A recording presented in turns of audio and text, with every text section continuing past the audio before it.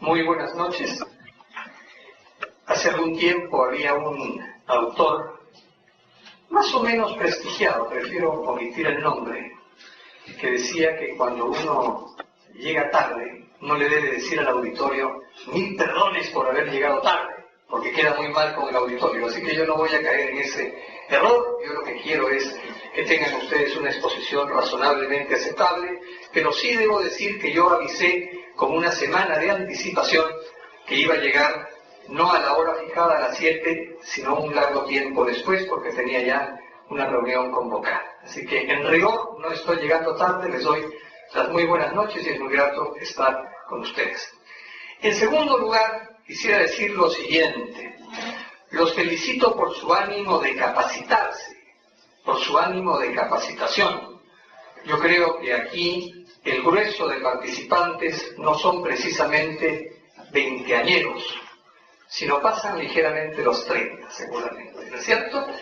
Y realmente capacitarse cuando uno tiene carga de familia, cuando tiene un trabajo que atender durante el día, cuando llega a las 7 u 8 de la noche con el cansancio del día, soportando el tráfico, quien no tiene automóvil, soportando el transporte público y demás, realmente merece ser felicitado, cosa que yo hago con frecuencia en la Universidad Católica de los alumnos que llevan clases por las noches.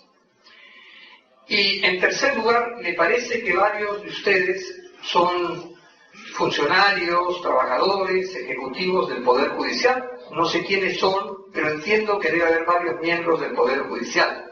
Y cuando uno dicta o realiza una exposición para miembros del Poder Judicial, como expositor puede estar corriendo algún riesgo, porque no nos engañemos, todos sabemos que quienes más manejan el tema procesal laboral son las personas que trabajan en el Poder Judicial.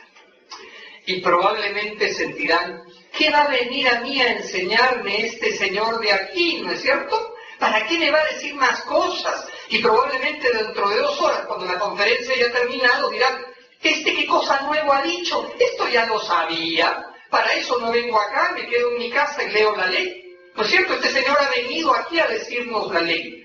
Bueno, ese es un riesgo que un expositor o que un profesor universitario asume cuando dicta una conferencia a destacados miembros o a miembros del Poder Judicial. Y lo digo con todo afecto, mi expectativa aquí es compartir con ustedes lo que yo pueda conocer de los actos postulatorios con relación a la nueva ley procesal del trabajo. No vengo aquí a pontificar, no vengo aquí a hacer ejercicio de vanidad, ni vengo aquí a pretender que sé todo. Así que si ustedes conocen más el tema que yo, saben más que yo, y se sienten incluso superiores a lo que yo pueda decir, los felicito y me alegra mucho. Pero el riesgo de dictar una conferencia a participantes tan destacados como ustedes siempre existe. Y asumo el riesgo gustosamente. Espero que al final de esta exposición ustedes no se hayan ido realmente desairados. En cuarto lugar, quisiera decirles también que ¿para qué se capacita uno? Y esto lo digo siempre a mis alumnos en la universidad. Uno se capacita para ser mejor persona, ante todo para ser mejor persona.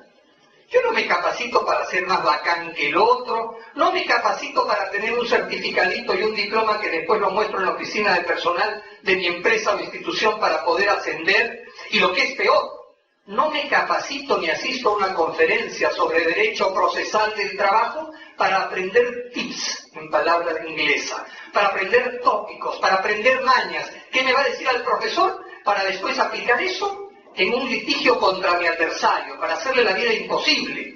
Y si trabajo en el Poder Judicial voy a aprender mañas para declarar nulidades, para librarme de la chamba o del trabajo, para tener menos esfuerzo.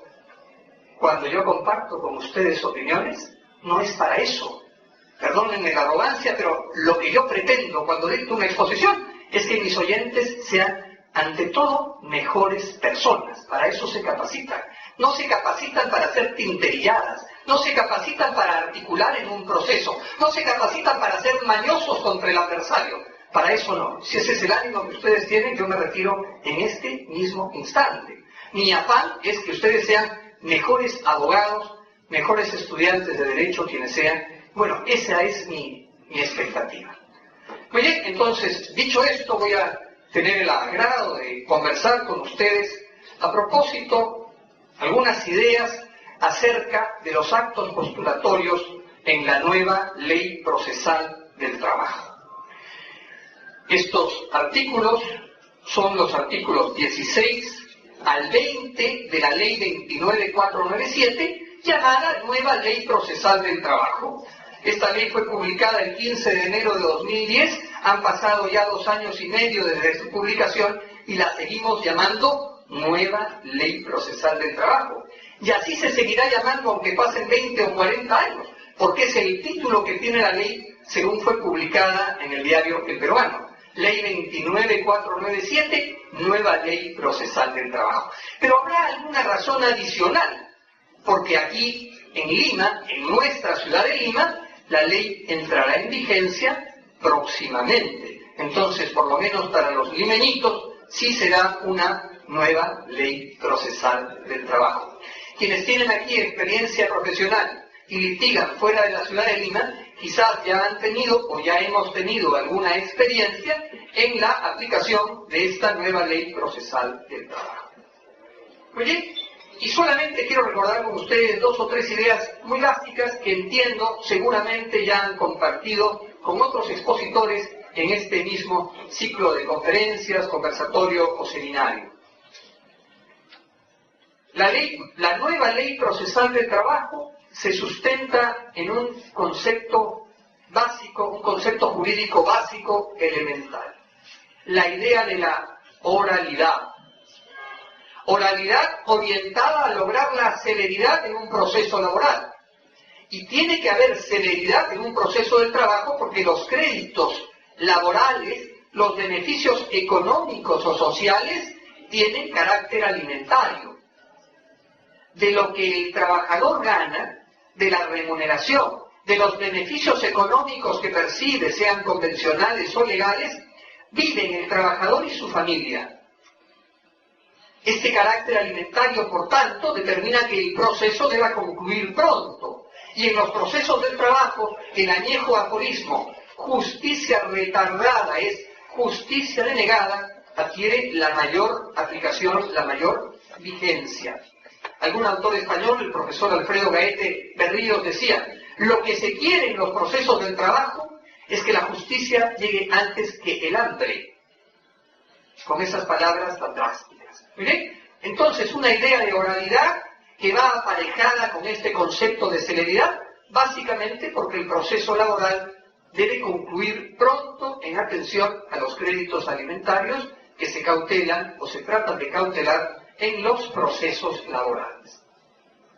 Y al lado de esta idea básica, la idea de la oralidad, idea que además significa que el proceso no es enteramente oral, algo escrito hay, como veremos ahora, la demanda se presenta por escrito, también la contestación, es decir, los procesalistas, particularmente los justprocesalistas, los expertos en procesal, del derecho procesal civil, señalan que un proceso no es totalmente, absolutamente, plenamente oral, tampoco puede ser plena o absolutamente escrito, será mayormente oral o predominantemente escrito, una suerte de mixtura, una suerte de criterio mixto para ubicar a un determinado proceso. Entonces, este nuevo proceso laboral, sustentado en la idea de la oralidad, es predominantemente oral, pero algunos aspectos escritos habrá. Y ligada a esta idea de la oralidad también hay un gran cambio que tendremos que asumir todos. Los magistrados, los jueces, los auxiliares jurisdiccionales, los abogados litigantes, los estudiantes de derecho. Y es una nueva cultura de litigación oral. La idea de oralidad apareja la idea de proceso por audiencias. Tenemos una audiencia de conciliación, una audiencia de juzgamiento, que cuando hablamos ya no de un proceso ordinario laboral, sino de un proceso abreviado laboral, se juntan con la idea de la concentración, etc. Proceso por audiencias, oralidad, proceso por audiencias, apareja el concepto de litigación oral. Tendremos que adquirir una cultura de litigación oral. Estamos acostumbrados hoy por hoy a decir todo por escrito. Y hacer unos escritos pues larguísimos, ¿no? 20 páginas. De esa manera, al único que quizás impresionan es a su cliente, ¿eh? Hagan ustedes un escrito de 20 páginas y el juez los va a odiar. Más todavía, no lo va a leer. No lo va a leer. ¿Para qué se gastan haciendo escritos de 20 páginas con 40 citas doctrinarias, 80 citas de jurisprudencia? En mi opinión, eso no sirve para nada. Quizás basta con una cita doctrinaria, un par de citas puntuales, específicas, medulares, drásticas, y algunas ejecutorias que sean pertinentes, pero no van a impresionar a nadie. Bueno, estamos acostumbrados pues a decir cosas por escrito.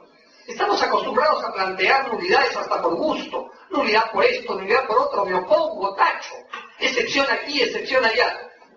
Y de esa manera lo único que tenemos es un expediente de este tamaño manifiestamente inmanejable. Ahora hay que cambiar la cultura, tendremos que aprender quizás a expresarnos oralmente. Quizás será necesario que aprendamos incluso no solamente oratoria, técnica de manejo de un auditorio, cómo expresarse también con el cuerpo, con las manos, que nuestras manos y nuestros movimientos vayan acorde con lo que estamos diciendo. Y no solamente los abogados, también los jueces, también los magistrados, los vocales. No oponerse absurdamente a las preguntas que pueda formular un abogado de una parte a la otra, con este tema del interrogatorio y del contrainterrogatorio. Por algo se preguntará. Si no, veamos las películas que tienen procesos laborales, cuántas preguntas aparentemente impertinentes apuntan a algo. Bueno, esta es la revolución pues de la litigación oral, y en esto creo los abogados penalistas, los profesores de derecho penal y de derecho procesal penal nos llevan ya alguna importante ventaja. Actualmente uno ve que hay libros de litigación oral, de derecho procesal del trabajo, pero que toman la doctrina del derecho procesal penal. Entonces esta es otra gran revolución también, la cultura de la litigación oral. Y al lado de esta gran base, lo que Mario Pasco denomina el gran pilar de la ley procesal del trabajo, que es la oralidad, tenemos la aplicación de la tecnología a los nuevos procesos laborales. Todo será grabado, preferentemente en vídeo o video, las dos palabras las acepta la Real Academia Española, en vídeo o video, y además en audio. Y si no hay posibilidades de filmar la imagen, por lo menos escucharla. Y esperemos pues que el Poder Judicial tenga el presupuesto suficiente para que los equipos se mantengan vigentes y no deteriorados. A veces ocurre, no hay presupuesto para repararlos, no hay presupuesto para actualizar una máquina, los formatos cambian muy rápido, ¿no? Entonces, esta tecnología y esta celeridad, oralidad, más esta tecnología implica también tener ambientes adecuados, lugares idóneos para la realización de las audiencias. En todo este contexto se va a desarrollar estos actos postulatorios, la demanda y la contestación en la demanda. Muy bien, entonces entramos luego de esta breve introducción a la idea de los actos postulatorios en el proceso laboral. Y hablar de actos postulatorios evoca la idea de demanda y la idea de contestación a la demanda. Uno postula algo. ¿Qué cosa es lo que postulo? Postulo tener razón, postulo tener en realidad la verdad. Creo que lo que digo es cierto. Abogar significa clamar por justicia ante un tribunal. Cuando uno se dedica solamente a la docencia y no litiga, probablemente será un gran jurista, pero abogado no. Abogado es el que litiga, el que pide justicia ante un tribunal, el que postula unos hechos con la esperanza de tener una sentencia favorable. Muy bien, y este proceso pues se inicia con una demanda. Si vemos el concepto de demanda en el diccionario de la Real Academia Española, encontraremos pues que es este escrito con el cual se pide ante un órgano jurisdiccional determinada cuestión, de hecho, para obtener una sentencia en derecho. Esa es más o menos la idea de demanda. La contestación a la demanda será la réplica que hace la parte demandada, tiene también sus propios hechos, cuestiona el derecho y se aspira a que haya una sentencia.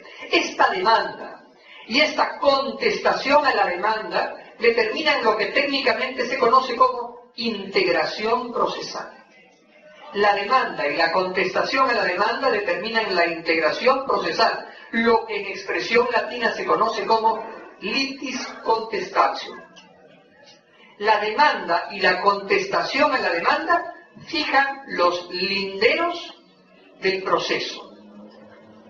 Fijan aquel contorno, aquel perímetro que no va a aquellos límites que el magistrado o que el juez o los magistrados no van a poder rebasar al momento de resolver.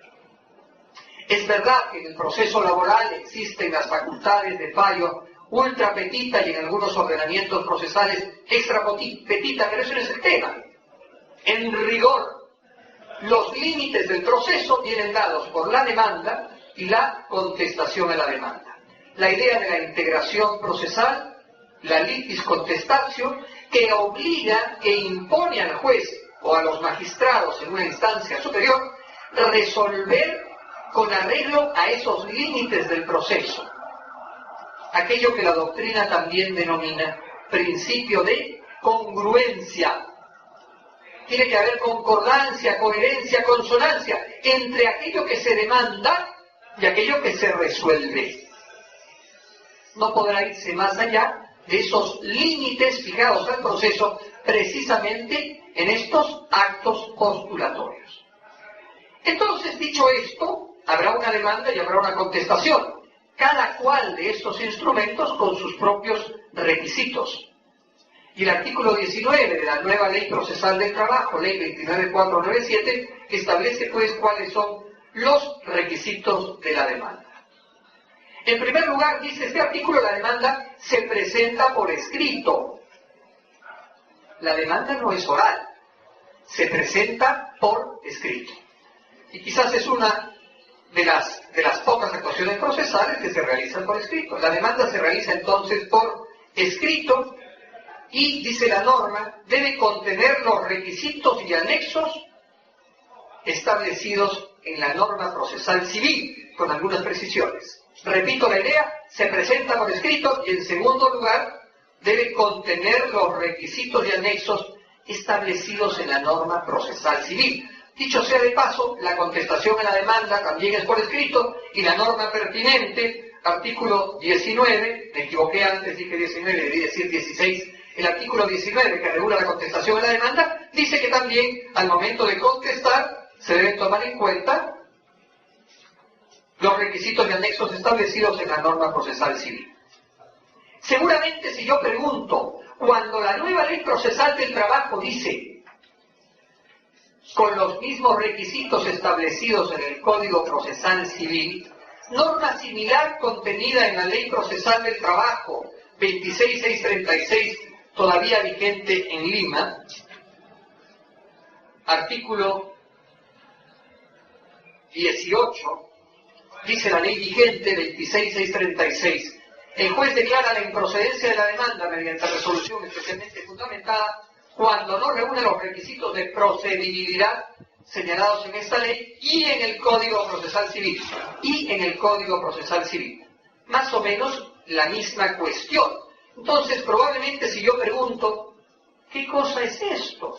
¿Qué relación está estableciendo, está fijando la nueva Ley Procesal del Trabajo? ¿Y qué relación fijaba la Ley Procesal del Trabajo con estas normas de remisión al Código Procesal Civil? Seguramente más de uno aquí dirá, profesor, doctor, es una relación de supletoriedad. Y eso no es una relación de supletoriedad. No es una relación de supletoriedad. Supletoriedad significa que existen una norma 1 y una norma 2. La norma 1 regula determinadas situaciones, pero no regula todas, mientras que la 2 sí regula otras. En ese caso, lo no fijado por la 1, regulado por la 2, se aplica supletoriamente en los supuestos de hecho de la norma 1. Eso es relación de supletoriedad. Ejemplos. La Ley Procesal del Trabajo 26636 y la nueva Ley Procesal del Trabajo 29497 no regulan la nulidad de los actos procesales en materia laboral, no la regulan. ¿Quiere esto decir que los laboralistas y los procesal laboralistas somos sabios? Nunca nos equivocamos, no cometemos errores, somos infalibles. No. Lo que quiere decir es que se aplica supletoriamente el Código Procesal Civil. Otro ejemplo sencillo, la expedición de copias. Ningún artículo en la Ley Procesal del Trabajo 26636, ni en la nueva Ley 29497 dice que se expiden copias a los interesados. Ninguno. Sin embargo, el artículo 139 del Código Procesal Civil dice que el órgano jurisdiccional expedirá copias simples a las partes que las solicitan, a las partes de sus abogados. Qué desagradable fue para mí hace varios años cuando en un juzgado laboral de Lima, en una actuación de declaración testimonial, yo le pedí a la juez copia del acta de esa declaración testimonial. ¿Saben ustedes qué me contestó? No damos copia. ¿Así? Perdón, doctora, el artículo 139 del Código Procesal Civil dice que saben copias. No, eso es supletorio, pero tiene que darme copias. No, esa es su opinión, acá no damos copias. ¿No habría sido más honesto por parte de esta señora decirme, no tengo tinta, no tengo papel, tengo limitaciones prácticas, no hay quien vaya con usted, doctor, a sacar las copias? Eso lo habría entendido, pero no voy a entender en una funcionaria que administra justicia a nombre de la nación que diga semejante barbaridad. Y a los abogados pues litigantes nos maltratan, ¿eh? Y si aquí hay funcionarios del Poder Judicial, particularmente jóvenes, que despachan en ventanilla o que atienden, bajen un poquito su arrogancia, por favor.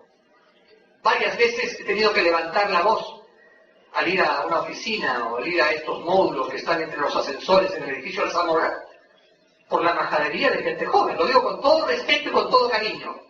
Y alguna vez les he dicho, acuérdense, ustedes aquí no son eternos. Dentro de algunos años van a estar parados al otro lado de la ventana como yo. Y no les va a gustar que los traten de esa manera. Entonces, ¿cómo me va a decir a mí una juez que administra justicia en nombre de la nación? Aquí no damos copias. Pero es supletorio, doctora, no. Esa es su opinión, aquí no damos copias. Esto no lo puedo aceptar. Entonces, el tema fue muy simple.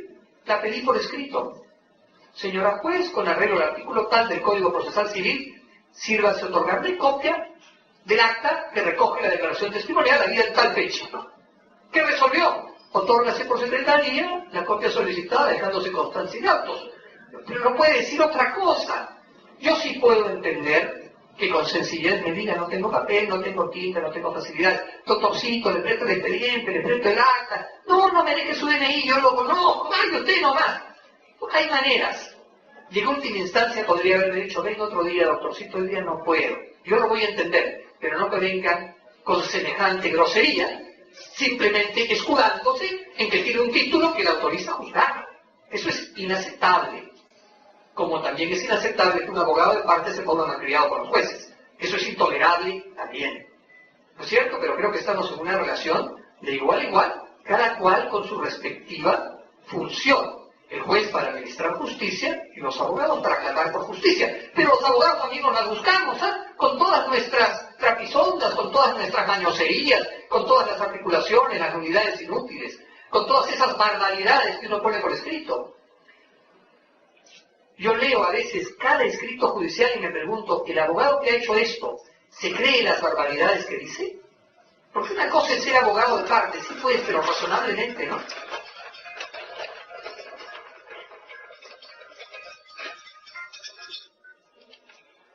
Yo nunca utilizo un celular cuando estoy en una conferencia y mi celular está en vibrador. Les ruego, por favor, que hagan lo mismo. Y en todo caso, les voy a pedir también que se abstengan de estar mirando mensajes de texto, ¿ya? Porque para mí sería muy desagradable, pues, estar en la conferencia y estar mirando mi telefonito, ¿no es cierto? A ustedes no les gustaría. Y por lo menos, como a mí me gusta que me miren y que me atiendan, ¿no es cierto? Creo que por un mínimo de respeto, no hay que ver, pues... Aunque algunos me están mirando ahí medio feíto, ¿no es cierto? ¿Qué está hablando este señor? Pero creo que por un mínimo de educación, estas cosas no se deben perder. Muy bien, entonces, mis perdones. Entonces decía, los abogados también nos buscamos pues disparates con todas las sandeces que decimos por escrito y creemos que estamos defendiendo un interés. No están defendiendo su bolsillo, pues. Están buscando la cuota litis del resultado. Y eso no es ejercer abogacía. Si no les gusta lo que digo, no me hagan caso. Pero mientras sigamos en esto, podrán haber 59 leyes procesales del trabajo y la justicia, la administración de justicia en el Perú no va a cambiar. No va a cambiar por culpa de los propios abogados y también porque el órgano jurisdiccional tendrá que estar buscando salidas a todas las barbaridades que ahorita antes decimos. Bueno, decíamos entonces, esta relación no es una relación de supletoriedad. He puesto dos ejemplos: el tema de las nulidades, el tema de la expedición de copias. Hay una relación más bien, dice la doctrina, de complementariedad. El Código Procesal Civil complementa las regulaciones contenidas en la Ley Procesal del Trabajo o en la nueva Ley Procesal del Trabajo. La complementa, la completa. Y esto se da cuando la norma 1 regula determinada situación, la norma 2 regula también esa situación, pero existe en la norma primera, en la norma 1, una norma de remisión que liga la norma 1 con la norma 2. Cuando la nueva Ley Procesal del Trabajo se presenta la demanda por escrito con los mismos requisitos de la demanda fijados en el Código Procesal, y lo mismo dice para la contestación, no está fijando una relación de supletoriedad, sino de complementariedad. Está diciendo, el Código Procesal Civil completa o complementa lo que aquí estamos diciendo. Muy bien. Por eso es que no deja de llamar la atención en el contexto de la regulación de la casación laboral en el ordenamiento vigente, Ley 26636, que no se conceda la casación cuando uno invoca, alega, la afectación del derecho fundamental al debido proceso. Porque se dice, no está previsto como causal de casación en la Ley 26636. Oye, un momentito, pero la figura está prevista en el Código Procesal. No, pues, pero no está regulada expresamente en otro lado. ¿Y la complementariedad dónde queda? Felizmente hay ejecutorias dictadas por la Corte Suprema que cuando la afectación del debido proceso es groserísima, hacen primar en la garantía constitucional del derecho fundamental al debido proceso y se concede la casación por eso. Pero hay también sentencias o ejecutorias que han rechazado casaciones por este criterio. Bueno, volvemos al punto. Entonces, la demanda, la petición, ese clamar por justicia se realiza por escrito, los requisitos son los mismos fijados en el Código Procesal Civil, con algunas precisiones. Dice, la norma debe incluirse cuando corresponda la indicación del monto total del petitorio, así como el monto de cada uno de los extremos que integren la demanda.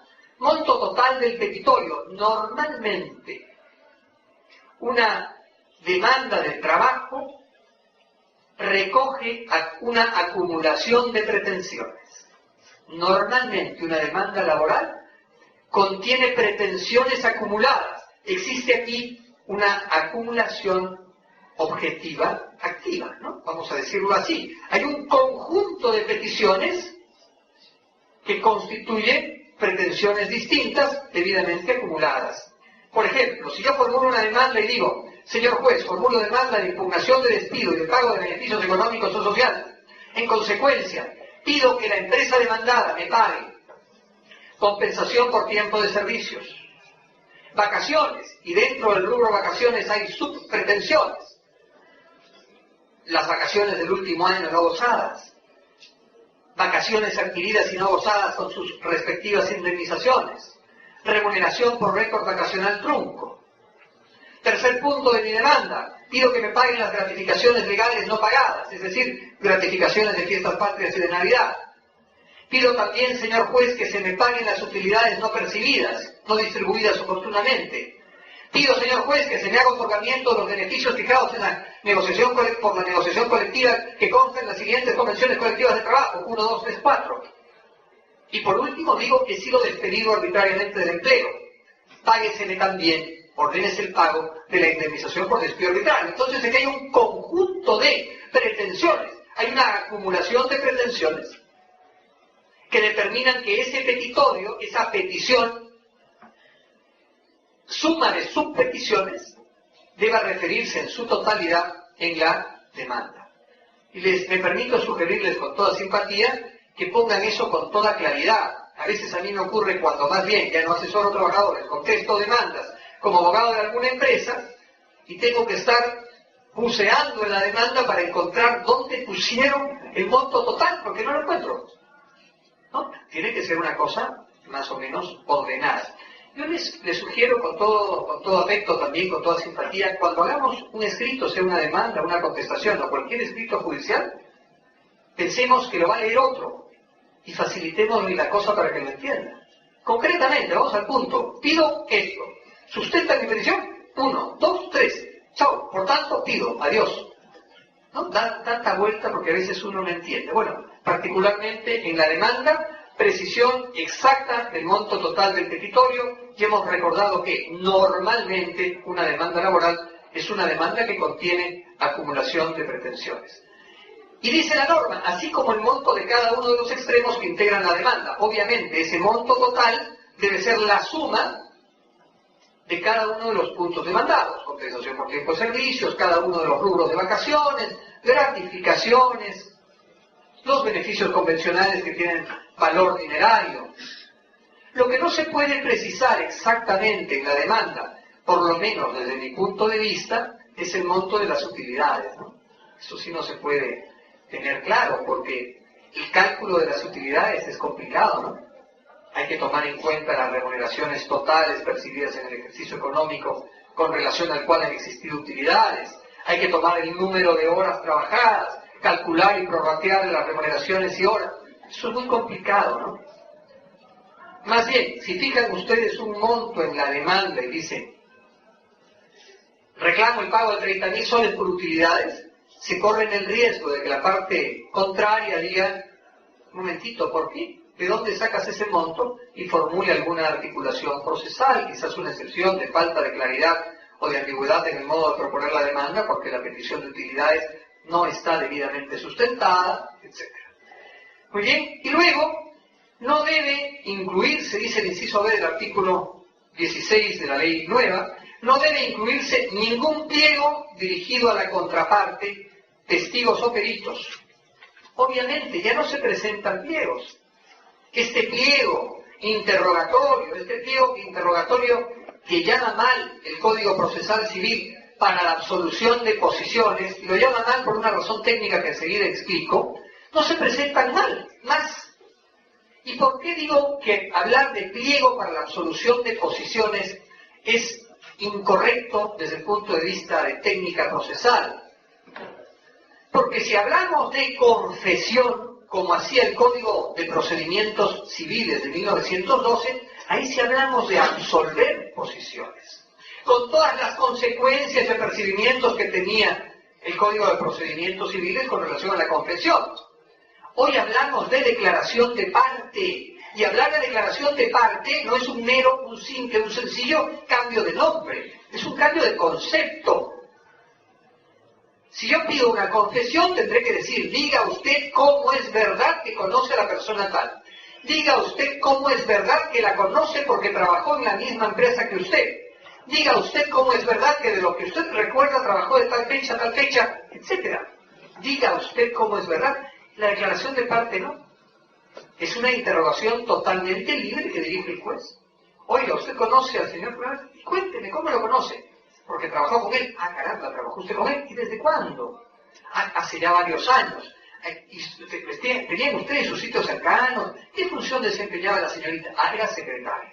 Y ha estado en diferentes posiciones. El juez va eligiendo las preguntas. Así debiera ser actualmente con la ley 26636. Sin embargo, estamos todos acostumbrados pues, a, diga usted cómo es verdad. Cuando yo presento un pliego interrogatorio, utilizo el mismo esquema. Diga usted cómo es verdad, a sabiendas de que no es técnicamente correcto. ¿Por qué? No quiero correrme el riesgo de que tachen pues mi pliego, ¿no? De que no se puede contestar, que digan que no estoy preguntando con claridad, ¿para qué me voy a exponerlo? Pero no puedo dejar de decirlo si hago una exposición como esta que procura ser técnica, que procura compartir con ustedes algunas ideas. Entonces, esto, con esta nueva ley procesal del trabajo, sustentada en criterios de oralidad, va a ser más claro. Porque ahora sí, no se presentan pliegos y las preguntas van a ir surgiendo a lo largo de la audiencia pertinente sobre la base de estos interrogatorios y contrainterrogatorios y de réplicas y dúplicas, que quienes manejan conceptos de proceso penal entenderán un poquito mejor. Muy bien, entonces no se presentan pliegos por la razón que estoy comentando, ni para la contraparte, ni para los testigos, ni para los peritos. Además, debe indicarse la finalidad de cada medio de prueba. Con la nueva ley procesal del trabajo debemos decir para qué ofrecemos cada medio probatorio. Y ustedes podrían decir, no, qué antipático el legislador, nos da más trabajo, ¿para qué ponen esto? ¿Qué novedad? No es tanta novedad. Si alguno de ustedes recuerda, o porque lo estudió, o porque tiene alguna vocación de investigación, el Decreto Supremo número 380-TR, que regulaba los procesos del trabajo antes de la Ley 26.636, Decreto Supremo número 380-TR, decía: las partes deben indicar la finalidad de cada medio probatorio ofrecido. Con este medio probatorio pruebo tal cosa. Con estas boletas de pago pruebo la existencia del vínculo laboral, la fecha de mi ingreso al trabajo, la categoría de empleado, el puesto ocupado, el monto de mi remuneración principal, las remuneraciones colaterales y los descuentos realizados. Tengo que decirle al juez qué cosa pruebo con cada una de las pruebas. Ustedes, si son litigantes, ¿cuántas veces quizás, litigantes experimentados, se habrán tumbado un pedido de declaración testimonial porque la parte que lo ofreció no dijo para qué lo ofrecía? Ofrezco la declaración testimonial de Teresita Martínez Pérez. No dijo para qué. No satisface los requisitos fijados por el Código Procesal Civil en este punto de aplicación supletoria. Con la nueva Ley Procesal del Trabajo hay que precisar para qué se ofrece el medio probatorio. ¿Qué es lo que procuramos con ella, con ese medio? Fíjense, a nosotros como abogados en ejercicio nos ocurre con frecuencia. Viene el cliente, imaginemos que he asesorado a un trabajador, he escuchado la exposición de los hechos, lo he atendido pacientemente, hemos conversado 2, 3, 4 horas, y me dice: autor Saco, aquí tiene usted los medios probatorios, y me deja un conjunto de fotocopias. En lo personal, nunca recibo documentos originales. Siempre pido fotocopias. Los originales los pediré cuando ya vaya a presentar la demanda. Y se lo hago constar al cliente: no me deje usted copias de originales, porque después me las va a reclamar. Usted le di mi copia, ¿dónde está? Ya me la perdió. No perdí nada. Usted me dio fotocopia, porque además yo grabateo, pues. Resalto con amarillo, subrayo con rojo, le meto tinta verde, pongo lápiz, en función de cada idea, como cada quien pues tiene su método de trabajo. ¿Muy bien? Entonces, cuando se fue el cliente y estamos preparando la demanda o una contestación, ¿qué cosa quiere probar con esto? ¿Este documento para qué sirve? Me ha ocurrido varias veces, ¿sabes? Porque coger el teléfono, dígame usted, este documento de fecha tal, dirigido a tal parte que dice esto, ¿qué probamos con esto? Doctor, tal cosa. Recién ahí entiendo que pide. Porque yo no estoy... Quien mejor conoce el caso es el interesado. Uno lo que hace es más o menos traducir el asunto a un lenguaje jurídico que debiera ser más o menos digerible para el juez y para quien lea, con la idea de lograr justicia. Esa es la cosa. Entonces, hay que preguntar, ¿y esto para qué sirve? Entonces, es importante con la nueva Ley Procesal del Trabajo, tanto con la demanda y con la contestación, precisar qué cosa es lo que se pretende probar con este medio de prueba. Y ojo que digo medio de prueba, medio probatorio, no digo prueba. Ustedes cuando vean prueba, no sé si en este ciclo ya lo vieron, en este seminario, prueba es cuando el juez ya le atribuyó esa calidad. Es decir, este documento que era medio probatorio, yo ya lo analicé, no ha sido tachado, veo que reúne los requisitos formales y solemnes para su validez. Perfecto, con esto prueba. En ese momento es prueba. Antes es un simple medio probatorio. No es una cuestión de semántica, de nomenclatura, de denominación. Es una realidad. Antes es medio probatorio. Cuando el juez lo valora con las reglas de la sala crítica, etc., y le da valor probatorio, en ese momento pasa a ser prueba. Muy bien. Dice además este artículo 16 de la ley: el demandante puede incluir de modo expreso su pretensión de reconocimiento de los honorarios que se paguen con ocasión del proceso. El tema de las costas y los costos, siempre dudo, no me acuerdo si costas es el honorario o el costo, no interesa, porque igual el juez debe liquidarlo. Sin perjuicio de eso, es posible que se diga, por favor, páguese los honorarios que he tenido que pagar a mi cliente, que he tenido que pagar a mi abogado. Muy bien. Luego, cuando el proceso es iniciado por más de un demandante, debe designarse a uno de ellos para que lo represente y señale un domicilio procesal único. Evidentemente, pues, eso se recoge, si mal no recuerdo, de una norma similar del Código Procesal Civil. Tiene que haber un único domicilio procesal. Y dicho sea de paso, en la demanda, por aplicación de la norma pertinente del Código Procesal Civil, al cual nos remite como norma de complementariedad, hemos dicho, este artículo 16, dice, la demanda debe fijar un domicilio procesal. Sí, pues, pero es una casilla para notificaciones electrónicas. Muy bien, una casilla para notificaciones electrónicas.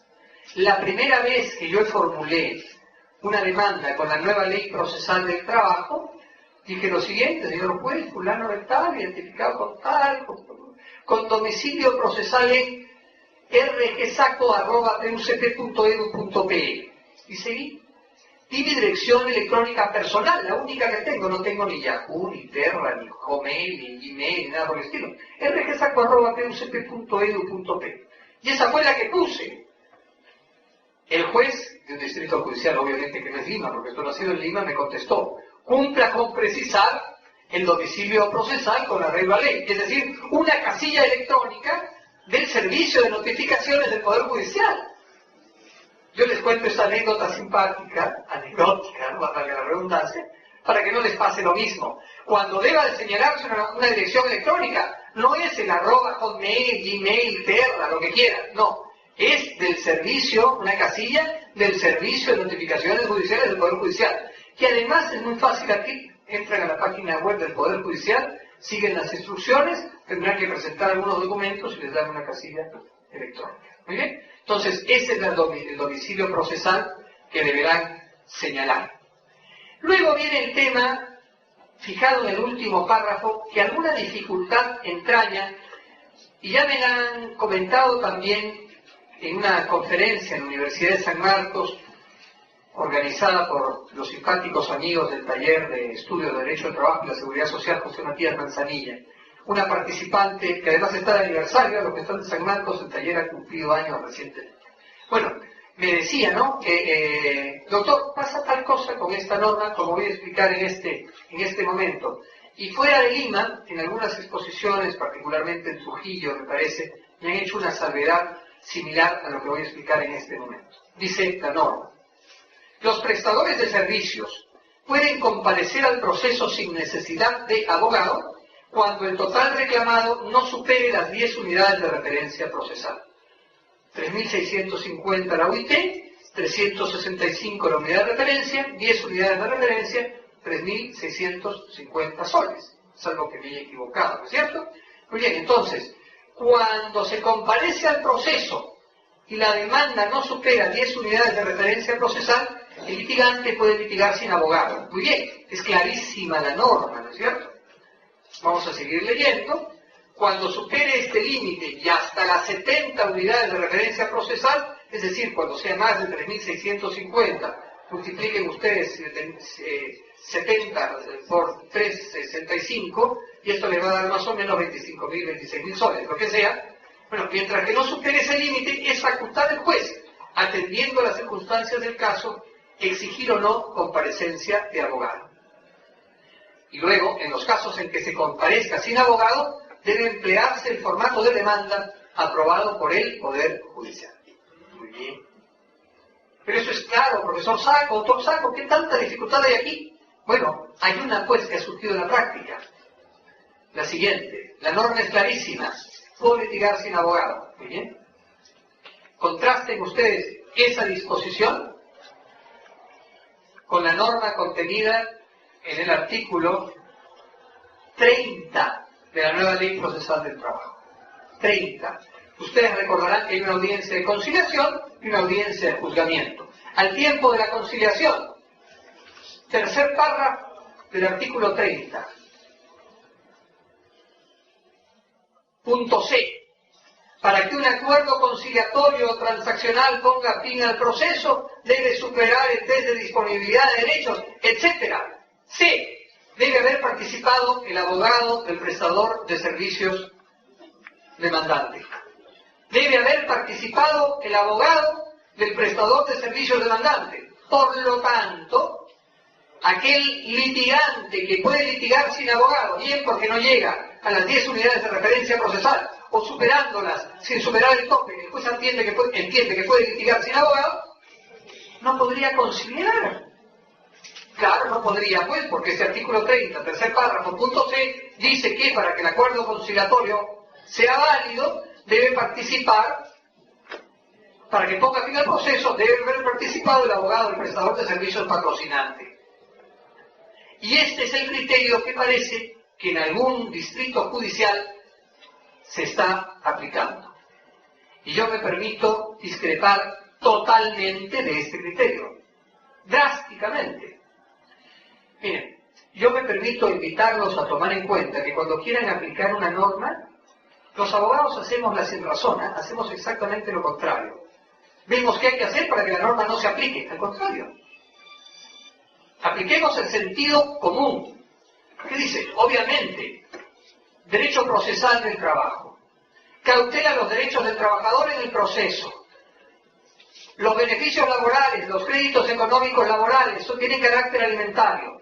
Importa la idea de la celeridad. ¿Qué queremos? Que esto acabe rápido. Una conciliación no termina rápido. Y por el prurito de que la norma dice que tiene que haber participado el abogado del prestador de servicios demandante, si no, no puede conciliar, me parece que es una exageración que la ley no ha pretendido considerar. Ni siquiera lo piensa. La propia razón de ser, los fundamentos, la esencia misma del derecho procesal del trabajo, critica drásticamente y anula cualquier temperamento contrario. Me permito discrepar tajantemente de ese argumento según el cual, si el abogado, si el litigante, a pesar de que puede litigar sin abogado, no va con un abogado a la audiencia de conciliación, no puede conciliar. En el derecho procesal del trabajo existen principios del derecho procesal del trabajo y existen criterios orientadores del proceso jurisdiccional laboral. Hay principios y hay criterios. Y uno de los criterios orientadores, características, peculiaridades, caracteres del proceso jurisdiccional laboral es la llamada hipervaloración de la conciliación. En los procesos del trabajo, la conciliación tiene un valor extremo. Si en cualquier proceso civil es importante la conciliación, en los procesos del trabajo más todavía por el tipo de créditos que se tramitan en el proceso. Por lo tanto, sostener que como no fue el abogado, no puede conciliar es una sin razón. Porque además para eso están los jueces, pues. Y los jueces y los vocales, en su caso, para cautelar que no se vean afectados los derechos del trabajador, demandante, el prestador de servicios, como dice ahora la ley. Entonces, ese argumento probablemente se va a escuchar también en Lima. Acuérdense ustedes de mí dentro de unos meses, no faltará algún juzgado que diga que como no fue el abogado, sí pues, pero yo los invito a los auxiliares jurisdiccionales, conversen con sus magistrados, con sus jueces, y digan, sí doctor, pero principios del derecho procesal del trabajo, criterios orientadores del proceso, oralidad, celeridad, créditos alimentarios, pronta justicia, hipervaloración de la conciliación. No tiene sentido pretender formular el argumento que acabo de señalar. Esto es lo que se conoce como defensa cautiva, ¿no? La necesaria participación del abogado. El juez ha evitado eso. Si les interesa el tema, publiqué un artículo, pueden tomar fecha porque lo pueden ubicar rápidamente, publiqué un artículo sobre este punto el 28 de febrero en el suplemento Jurídica del diario El Peruano. Ustedes entran a la página web del Peruano, hay un enlace que dice suplementos Jurídica. Busquen el del 28 de febrero, hay un artículo mío sobre la defensa cautiva en los procesos laborales. Y me parece que ahí toco este punto. No lo digo por vanidad, es simplemente para ayudarlos a que tengan algún texto que les puede ser útil. Si les es útil, que bueno, me alegro, y si no, vótenlo. No, yo no pretendo... ¿Perdón? Sí, gracias porque no lo dije. 28 de febrero de 2012. La defensa cautiva en los procesos laborales, que fue justamente el resultado de una conferencia en la Universidad de San Marcos, invitado por el taller Matías Manzanillo. Muy bien, entonces, ese es el punto interesante en este aspecto. No quería dejarlo de mencionar porque me parece que es básico. Y aquí hay otro tema. Sí, doctor, adelante. Puede hablar porque lo escucho perfectamente, ¿eh? ¿No será que en la parte de la Constitución, cuando dice que el prestador de servicio debe acudir por su abogado, no será que el juez en ese instante no está actuando como juez, sino como conciliador, y no va de repente proteger la disponibilidad? O sea, es decir, el trabajador puede de repente concilia sobre el 50%, o debajo del 50%, y está de acuerdo, que han conciliado o están conciliando, si no se estaría protegiéndose o el principio no se estaría cumpliéndose el principio de la irrenunciabilidad. Lo que ocurre, gracias doctor, lo que ocurre es que los puntos A y B del tercer párrafo del artículo 30 prevén lo que usted establece. Es decir, no podría haber una conciliación cuando se esté afectando derechos indisponibles.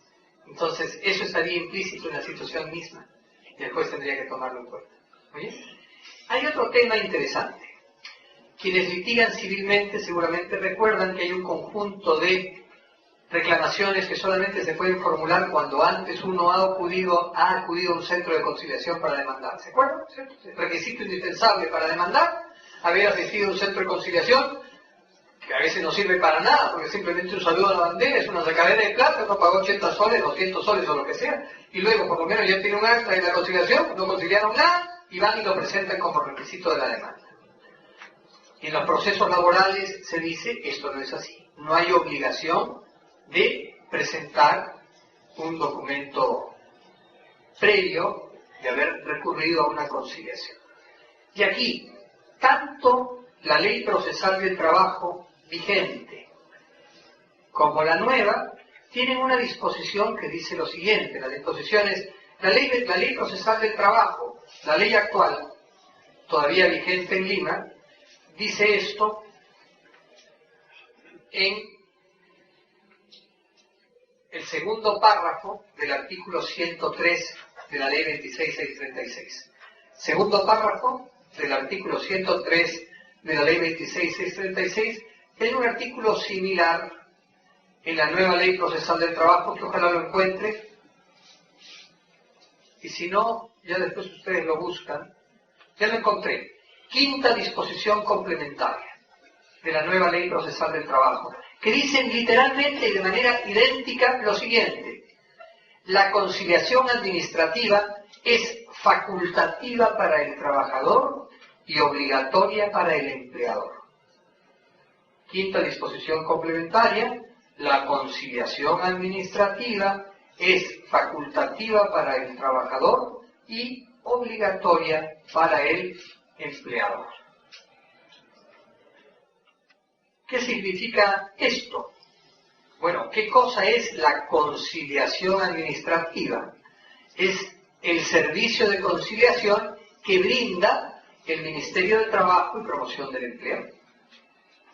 Uno va al Ministerio de Trabajo, pasa previamente por un consultor, expone su caso, de ser pertinente y ser un tema económico, se hace una liquidación, pasa a otra oficina, que es la oficina de conciliación, le dan un documento que tiene que firmar, le dan la citación para conciliar al trabajador y el ministerio se encarga de citar a la parte empresarial, a la empresa o a la entidad, para procurar una conciliación. Muy bien, esta es la conciliación administrativa. Entonces, cuando la norma dice la conciliación administrativa es facultativa para el trabajador y obligatoria para el empleador, lo que quiere decir es, si el trabajador quiere, antes de demandar, va al Ministerio de Trabajo y Promoción del Empleo, a la Oficina de Asesoría del Trabajador, va a la Oficina de Conciliación, pide una conciliación si quiere, y si siguió este camino antes de demandar y cita el Ministerio de Trabajo al empleador para que vaya a una conciliación, el empleador tiene la obligación de asistir, no tiene la obligación de pactar, ¿eh? Como decía don Ramiro Prialé, dialogar no es pactar, ¿cierto? Pero sí se puede dialogar y dialogar abundantemente con la idea de procurar un acuerdo. Y si se logra el acuerdo, qué bien, qué bueno, paz social y justicia, ¿no? Muy bien, entonces la idea es, si el trabajador optó por ir al Ministerio de Trabajo y Promoción del Empleo, pide una conciliación, la conciliación, se invita a la otra parte a conciliar, el empleador tiene la obligación de asistir. Puede suceder que no se pongan de acuerdo. Bueno, que no se pusieron de acuerdo, habrá un acta que deja constancia de la asistencia y punto. Lo que no puede hacer el empleador es dejar de asistir a esa invitación a conciliar realizada por el Ministerio de Trabajo y Promoción del Empleo. Si deja de asistir, le imponen una multa. No recuerdo el monto, pero es una multa X. Y si no asiste, podrá justificar su inexistencia dentro de las 48 horas, diciendo por qué no fue, y de ser el caso con algún certificado, una denuncia policial o lo que fuere. Esto está en el Decreto Legislativo 910, si les interesa el tema. ¿Correcto? La parte vigente, ¿no? Porque la otra parte del Decreto 910 fue derogada por la Ley General de Inspección del Trabajo. ¿Muy bien? Muy bien, pues, entonces, hemos dicho, conciliación administrativa facultativa para el trabajador, obligatoria para el empleador, cuando el trabajador quiere ir. Muy bien. Y la pregunta es, si un empleador, entonces queda claro con esta norma que el trabajador, antes de pasar a lo que yo quiero enfatizar, que el trabajador no requiere la conciliación administrativa previa para demandar, no la requiere, porque es facultativa para el trabajador. Y queda una pregunta, si un empleador quiere demandar, ¿tiene la obligación de recurrir a la oficina del Ministerio de Trabajo y Promoción del Empleo para que se invite a conciliar al trabajador? Alguna simpática cabeza se mueve y dice que no. Bueno, ese es un tema que los dejo para ustedes para reflexión. Yo me permito opinar que probablemente sí, a pesar de que esa no sea la práctica, no pretendo decir una barbaridad, no. Estoy tratando de pensar junto con ustedes. Ustedes no hablan, pero escuchan y seguramente razonan, pensarán sobre esto. Yo creo que sí, por la siguiente razón.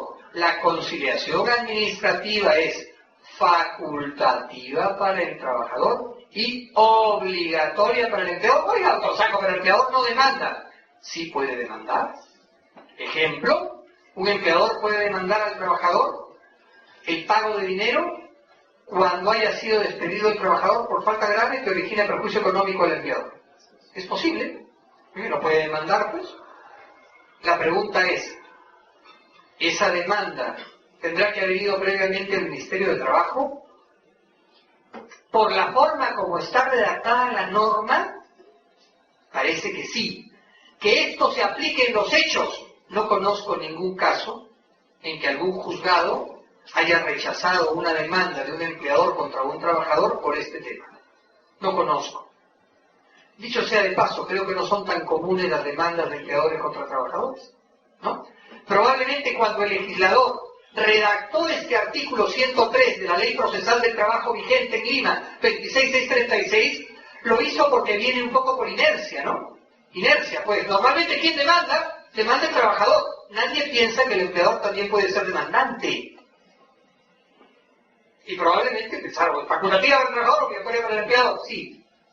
Y con esto se genera esta situación de duda. Oiga, doctor Saco, pero usted pues es demasiado doctrinario, ¿no? Está poniéndose en situaciones especulativas, ya parece usted opinólogo, analista político, el mensaje presidencial del 28 de julio, ¿no? Está usted en la estratosfera. No crean que tanto, ¿eh? Porque este razonamiento que estoy haciendo con ustedes y que me permito exponer es porque en una ocasión fui yo abogado de una pareja de esposos que fueron demandados por su empleador, por un tema X. Yo contesté la demanda y después de contestarla, les puedo decir que un año después, haciendo un artículo sobre el tema de conciliación laboral para una conferencia en Chiclayo, se me presentó esta duda. Y este tema lo he desarrollado por escrito en una cita a pie de página, en un artículo mío, donde suelto la idea que ahora estoy compartiendo con ustedes, ¿no? Y está en un artículo publicado en la revista Lumen de la Facultad de Derecho de la UNIFE, ¿no? De la Universidad Femenina del Sagrado Corazón. Esta idea, no pretendo tener la verdad, ¿eh? No pretendo tener la verdad, simplemente les doy el punto para que, si les parece interesante, lo puedan meditar al respecto, ¿no? Creo que podría ser un argumento de defensa interesante cuando uno es abogado de un trabajador demandado y le dice al juez, usted no ha debido admitir la demanda, previamente que cumple el empleador demandante con solicitar la conciliación administrativa. Aquí tienen ustedes un tip, ¿no? Estábamos hablando de los tips al comienzo. Obviamente no pretendo con esto hacer la vida imposible a los empleadores que demandan, sino estoy haciendo con ustedes una reflexión que pretende ser, o de hecho es jurídica y planteada con la más buena voluntad. Si no es eso lo que se ha querido decir, no es lo que dice la ley.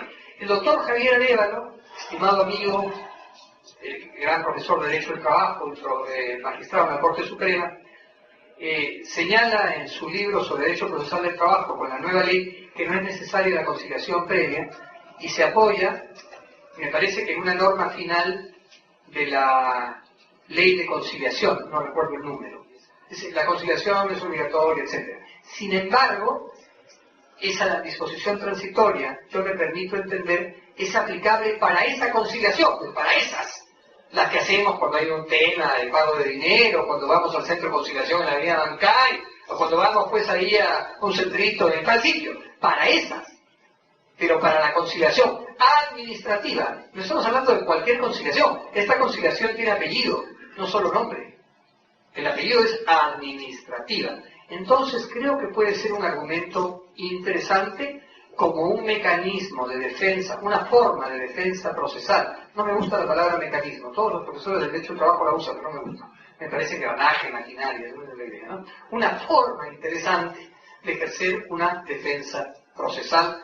No quería dejar de hacer esta reflexión con ustedes.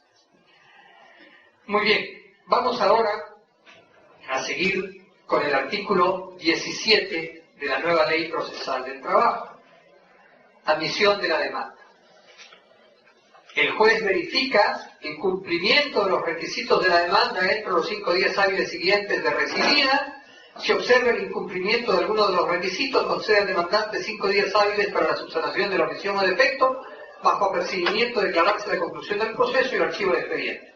La resolución que disponga la conclusión del proceso es apelable en un plazo de 5 días hábiles, por excepción, en el caso de que la improcedencia de la demanda sea notoria, el juez la rechaza de plano en resolución fundamentada, la resolución es apelable en el plazo de 5 días hábiles siguientes. No tiene esto mayor punto de debate, salvo que sí debemos pues procurar presentar bien nuestras demandas, porque imaginemos que nos rechazan una demanda y aun cuando la podamos volver a presentar, quizás el plazo de caducidad pasó, particularmente en demandas de impugnación de despido, ¿no? Sea porque ha habido un despido arbitrario o un despido nulo, una acción de cese de hostilidad, que tiene pues estos 30 días, etcétera. Hay que tener cuidado de formular la demanda en debida forma, ¿no? Y aquí aprovecho para hacer 2 comentarios casi al pie de página sobre el siguiente tema, ¿no? El plazo para interponer una demanda de impugnación de despido es de 30 días. La ley de productividad y competitividad laboral dice 30 días naturales. Un pleno jurisdiccional laboral ha entendido que son días hábiles. Con un argumento más o menos interesante, ¿no? Se dice porque los días que hay suspensión del despacho incluye los sábados y domingos. Permítanme discrepar abiertamente de ese temperamento en ese pleno jurisdiccional. No lo comparto ni por asomo, porque la ley es muy clara. Otra vez, los abogados somos campeones para decir que la ley diga lo que no dice. La ley, señor, dice 30 días naturales. Y luego se dice que el reglamento dice que la ley orgánica, que la suspensión del despacho. Suspensión del despacho es una cosa e imposibilidad de presentación es otra. Yo no puedo presentarlo porque estoy en Liechtenstein, en Europa, y ahí no hay un consulado peruano. Entonces tengo que viajar a París para presentar mi demanda. Bueno, pues ahí tal vez hay una imposibilidad. Si hay huelga del Poder Judicial, también es imposible, ¿no? Pero ¿por qué sábado o domingo? No, señor, me debía presentar el viernes pasado. Aquí no hay un tema de suspensión del despacho. Me permito discrepar con toda simpatía, no pretendo hacer debate con nadie, simplemente compartir con ustedes mi neurosis jurídica, ¿no? Compartir con ustedes mi punto de vista. Yo no comparto ese criterio, en absoluto. Oiga, doctor Saco, entonces ¿usted qué hace cuando demanda? Si demando como abogado de trabajador, obviamente, demando dentro de los 30 días calendario. Eso es lo que hago. Y cuando soy abogado de una empresa demandada, formulo una excepción de caducidad. Nunca me dan la razón. Nunca me la dan, pero no, que lo digo por una cuestión de principio. Y porque puede suceder que si ese asunto llega a la Corte Suprema, en la Corte Suprema sí me den la razón. Porque hay una sentencia de una sala laboral de Lima, de hace algunos años, creo que esa sentencia debe ser 2001, 2002, no recuerdo, de una sala laboral que dijo exactamente lo que yo estoy diciéndoles a ustedes. Son días calendario, no son días hábiles. Y el vocal ponente sustentó esto y dijo lo siguiente: es verdad que hay un pleno jurisdiccional que dice que son días hábiles. Sin embargo, hay una sentencia de la Corte Suprema, suscrita por los magistrados tal y cual. Dos de ellos firmaron la resolución aprobatoria del acuerdo del pleno jurisdiccional laboral que dijo que eran días calendario. Oye, pues compadre, ¿qué quedamos? Aprobaste el pleno jurisdiccional como vocal supremo y dijiste que sí, y ahora dices que no. Entonces, ¿en qué quedamos? Y el vocal ponente dijo, muy bien, pues sobre la base de que esos señores vocales de la Corte Suprema dijeron esto, yo digo que son días calendario. Por lo tanto, bueno, ¿quién tiene la razón? Yo no pretendo tenerla. Yo lo que sí les digo es que la ley es muy clara. Días naturales, dice la ley. ¿De dónde sale esto de días hábiles? Y les voy a decir de dónde sale, pues. Creo yo, de una actitud piadosa hacia el trabajador. Pero la actitud piadosa hacia el trabajador no viene del juez, viene del legislador. El legislador es el que debe decir días hábiles, no el juez. Y se lo digo como abogado de trabajador, normalmente defiendo trabajadores, no empresas, normalmente. Y se lo digo como abogado de trabajador, viene pues esta pobrecito trabajador, y viene este tema, actitud piadosa, días calendario, días hábiles. Creo que eso es un despropósito, es hacer que la ley diga lo que no dice. Y eso genera inseguridad jurídica. Consecuencia, curémonos en salud, formulemos la demanda en tiempo oportuno.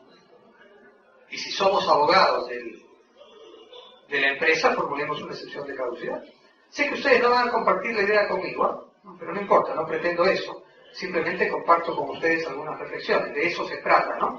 Les decía, ser mejores personas. Al final, estar más capacitados, tener más elementos de juicio. Todo esto ayuda a formar el criterio y el sentido común en materia jurídica. Entonces, esa es la intención que tengo. No que digan cómo sabe el doctor Sá, no apunto a eso. Apunto a compartir con ustedes esas ideas. Y luego, decíamos, la actitud piadosa, sí, pues el pobrecito trabajador no debe venir del juez, debe venir del legislador. El principio de protección, tanto en materia sustantiva como en materia procesal, ya cuando es en la regulación, viene del legislador, no viene del juez. Muy bien. Y alguna otra reflexión también interesante. Hay un pleno jurisdiccional laboral que dice que el plazo de prescripción, quizás ustedes recuerdan, es de 4 años en materia laboral, cuando debido a obligaciones de carácter laboral, es de 4 años. Y hay un acuerdo en un pleno jurisdiccional laboral dice que el plazo se interrumpe con la presentación de la demanda. No comparto ese criterio. El plazo se interrumpe con la notificación de la demanda al emplazado. Eso es lo que dice el Código Civil, norma expresa. ¿Por qué el órgano jurisdiccional que administra justicia en nombre de la nación saca esta interpretación un tanto extraña? No la califico, pero una interpretación curiosa. ¿Por qué? ¿Otra vez el pobrecito trabajador? Hay una norma expresa, señor, el Código Civil, notificado con la demanda. ¿Cómo se interrumpe la prescripción? De 2 maneras. Con la notificación de la demanda al emplazado, o cuando el propio interesado, el acreedor, reclama al deudor con documento de fecha cierta. Eso es muy fácil, pues. Si yo, trabajador, estoy con la fecha del término para llegar a los 4 años y quiero interrumpir el plazo de prescripción, aun cuando no esté cercano al tope, le mando una carta por intermedio de notario al empleador. Oye, empleador, te reclamo el pago de 35.434,35 céntimos de beneficios sociales por tal y cual concepto. Te otorgo un plazo de 48 horas. Interrumpir la prescripción. Claro. Pero si vamos a actuar con el pobrecito trabajador, no, que los trabajadores se confunden porque tienen malos abogados. A lo que hay que eliminar es esos abogados torpes, que no conocen el Código Civil. Lo digo con todo respeto. Esa idea errónea de que uno interrumpe la prescripción con la presentación de la demanda, eso es un disparate que el propio Poder Judicial, sin querer queriendo, fomenta. No es eso lo que dice la ley. Si no nos gusta la ley, cambiémosla, pues. Y el Poder Judicial, creo, no sé si digo una barbaridad, creo que tiene iniciativa legislativa, creo. Si no nos gusta la ley, cámbiala, pero no hagas que la ley diga lo que no dice, porque genera inseguridad jurídica. Entonces, ¿qué debe hacer un juez? No hablo de un magistrado de la Corte Superior, o de la Corte, perdóname un segundito, o de la Corte Suprema. ¿Qué debe hacer un juez? Bueno, artículo 239 o 139, no recuerdo, de la Constitución del Estado. Es garantía de la Administración de Justicia la libertad de fallo. Un acuerdo de pleno jurisdiccional laboral no es una ley, es un acuerdo, pues se reunieron los señores magistrados y dijeron, en tales circunstancias, esto, bueno, pues yo no opino como tú y resuelvo distinto. ¿Por qué? Por insubordinado, no señor. La Constitución establece mi garantía de independencia de criterio, yo resuelvo en esto. ¿Son 30 días naturales? Señor. Probablemente, si apela la otra parte, la Corte Superior, la sala laboral o mixta, ¿qué le va a decir? No, se revoca. Y llámese la atención al inferior en grado, o al actual, ¿no es cierto?, que parece acuático, llámese la atención al actual para que cumpla con respetar el acuerdo del pleno jurisdiccional. Me parece pésimo. Como me parece muy mal cuando una sentencia de segunda instancia anula una sentencia de primera y diga, recomendamos, diciéndole al magistrado de primera que resuelva de acuerdo con las considerativas precedentes. Eso lo deben haber leído ustedes varias veces, ¿no? Primero, que la palabra considerativa no existe. Hay que coger, como decía mi padre, el mataburgo, ¿no? El diccionario. Hay que coger el diccionario de la Academia Española. No existe la palabra considerativa. Será con arreglo a las consideraciones que anteceden, ¿no? Bueno, sí pues, y que resuelva con arreglo a las considerativas precedentes. Oye, ¿dónde queda el artículo pertinente de la Constitución del Estado, según el cual el juez resuelve con su total criterio, y como dice Eduardo J. Couture, ilustre y procesalista uruguayo, con arreglo a su sabiduría jurídica, a su cultura jurídica? Por lo tanto, esto de los días naturales y de la interrupción del plazo, nadie se pone a pensar y tomamos los acuerdos de un pleno jurisdiccional como una norma legal. Y no es una norma legal, es simplemente un acuerdo que pretende orientar, pero del cual el juez puede salirse. No estoy procurando una anarquía, simplemente estoy haciendo reflexiones con ustedes. Doctora, adelante, por favor.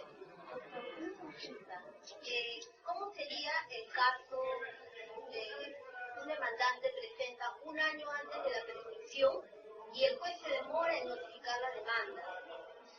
Se demora justo, pasa un año y se demora. En este caso ya no sería culpa de él. Me permite una broma. Y hay que aplicar el sistema PC. Piña cuñado. Claro, si lo presentó y el juez demora, el Poder Judicial demora, pero recuerde lo que dije hace un momento. ¿Qué dice el Código Civil? El plazo de prescripción se interrumpe con el requerimiento al deudor por parte del acreedor con documento de fecha cierta. Antes de demandar, si usted es abogada, por ejemplo, del trabajador, ¿cuánto tiempo tiene esta obligación? Oye, estamos cerca de los 4, oye, no vaya a ser que de repente el juez entiende que no se aplica el pleno jurisdiccional, no, vamos a mandar una cartita notarial. Interrumpí el plazo, facilito, sin tener que ir al juzgado a rogarle al auxiliar jurisdiccional que notifique pronto porque se acabó el plazo jurisdiccional. ¿No es cierto? No sé si me dejo entender. ¿Cómo lo interrumpo? ¿Se va a demorar un año? Seguramente. Yo tengo un caso de una demanda que la presenté en diciembre y la han proveído en abril, ¿no? Con una nota de la juez que dice, llámesele la atención al auxiliar jurisdiccional.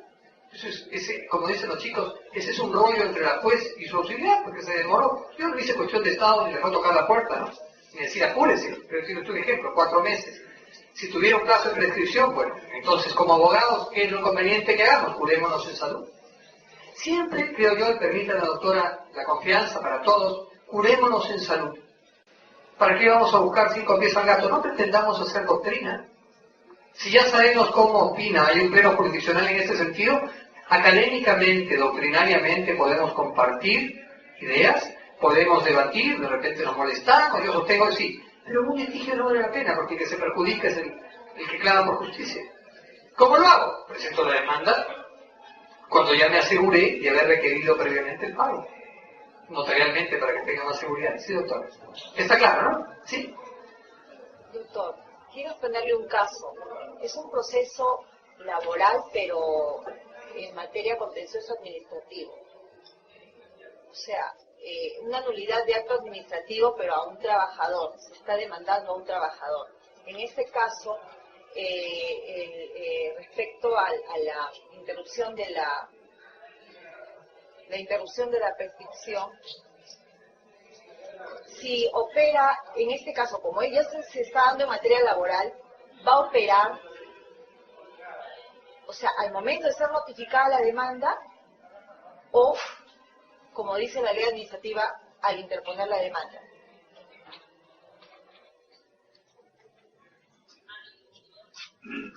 Permítame esta respuesta. No tengo la menor idea. No sé, porque el tema ya es muy específico.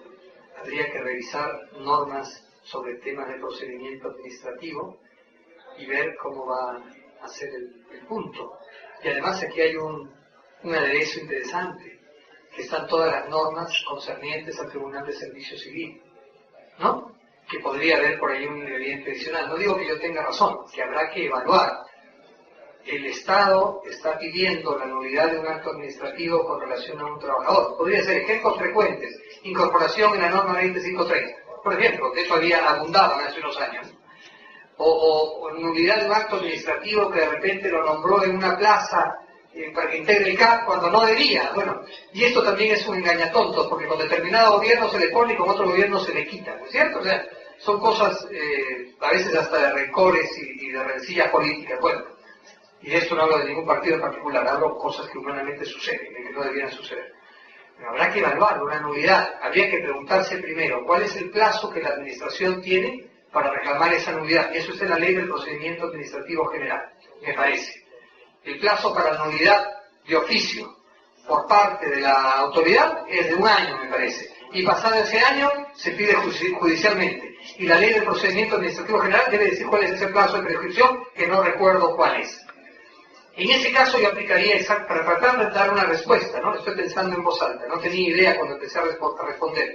Y ahora que todavía funciona un poquito el disco duro, estoy tratando de encontrar una respuesta, ¿no? Dicen, hay algunos que dicen que está con Alzheimer, ¿no? Está con el alemán. Hay otros que están con el italiano, con franco deterioro. Bueno, felizmente yo no estoy ni con el alemán ni con el italiano. Bueno, ¿cómo se interrumpe? Yo aplicaría el criterio también del Código Civil, ¿no? Se interrumpe con la notificación de la demanda. Y si se demoró el juzgado, bueno, otra vez el sistema PC, piña cuñado para el Estado, se le pasó pues. ¿Qué pudo hacer el Estado? Como aquí no hay un requerimiento porque no hay una creencia y una deuda, en ese caso probablemente quien defienda al Estado tendrá que procurar demandar en tiempo oportuno. Cosa que no sucede con el Estado porque también tiene sus ritmos. O sea, yo tengo un caso ahorita, tengo un caso recientito, entrante, de una entidad estatal en un tema no laboral, ¿ya? De una entidad estatal que ha notificado con la imposición de una multa, no es un tema laboral, es un tema de derecho administrativo, de un tema no laboral. Ha demandado, no ha demandado, ha impuesto una multa al administrado a los 4 años un día. Y el plazo de prescripción, según la ley del procedimiento administrativo general, es de 4 años. Yo he formulado un recurso de, entre otras cosas, porque he aportado nueva prueba, un recurso de reconsideración y he dicho que aquí hay prescripción. No sé si me darán la razón o no, pero he notificado 4 años, un día. No te pases, pues, ¿no? Desde acá hay algo. Cosas curiosas. No estoy criticando a nadie porque puede haber sobrecarga de trabajo, es una cosa que no deja de ser curiosa, ¿no? Ni siquiera es a los 4 años, 5 meses, ¿no? 4 años, un día. Pareciera que se han dado cuenta al final y para que el jefe no reclame, vamos a mandar.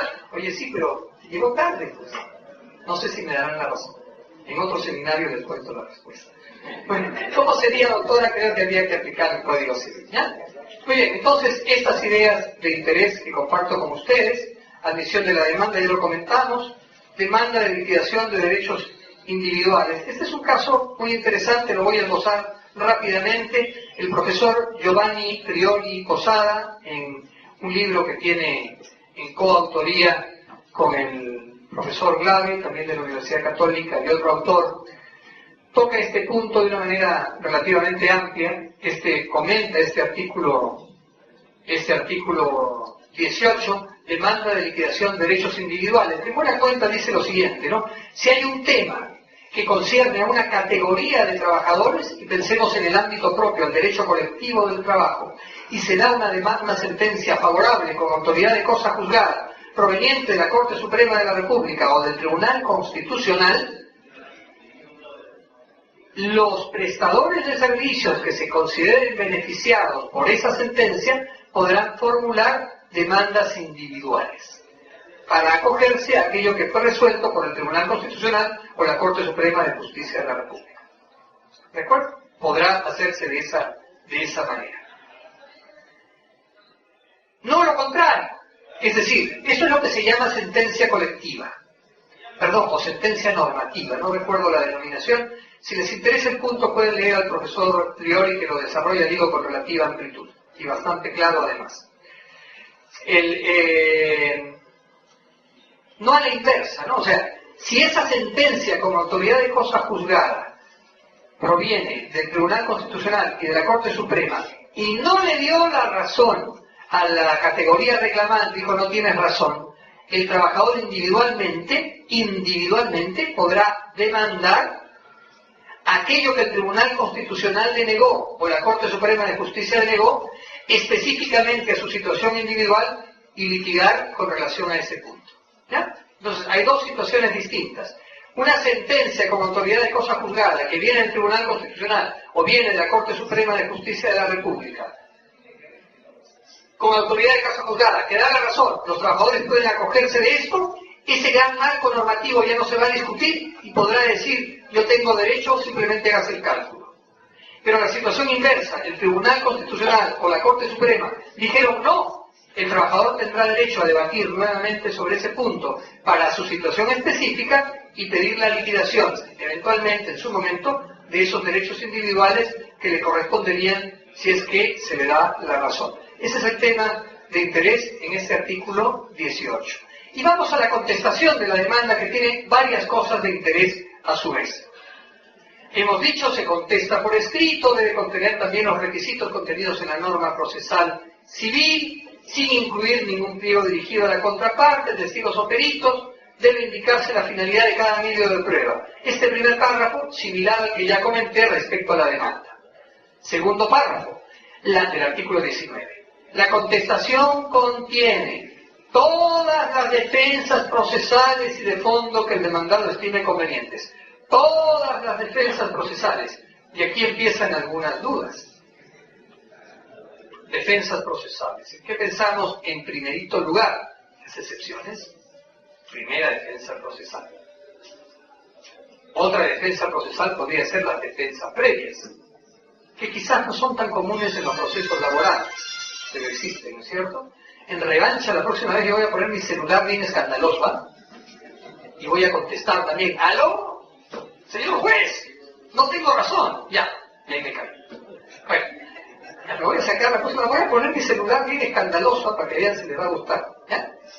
No, estoy venganza para que se relajen un poco. Bueno, entonces hemos dicho excepciones, defensas previas y cuestiones probatorias, ¿no? Oposiciones y tachas. Excepciones, defensas previas, cuestiones probatorias, es decir, oposiciones y tachas. Vuelvo a leer la norma, artículo 19, segundo párrafo. La contestación contiene, ya hemos dicho que se contesta por escrito, ¿no? Y este segundo párrafo otra vez, la contestación contiene todas las defensas procesales y de fondo que el demandado estime conveniente.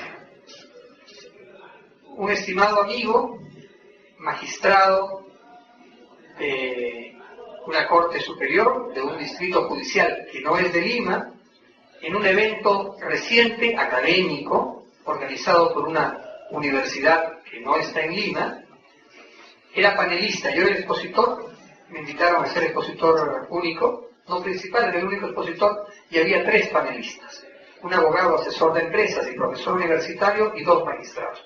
Y uno de ellos hizo el siguiente comentario cuando le tocó intervenir como panelista. Me encantó la pregunta. y dijo, profesor Sacco,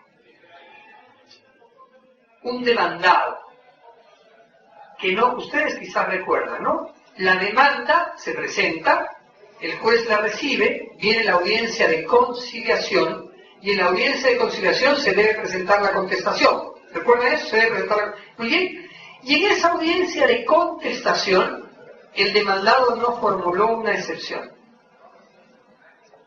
Luego viene la audiencia de juzgamiento. ¿Podría formular una excepción? Todavía no se ha juzgado nada, ¿no? ¿Podría?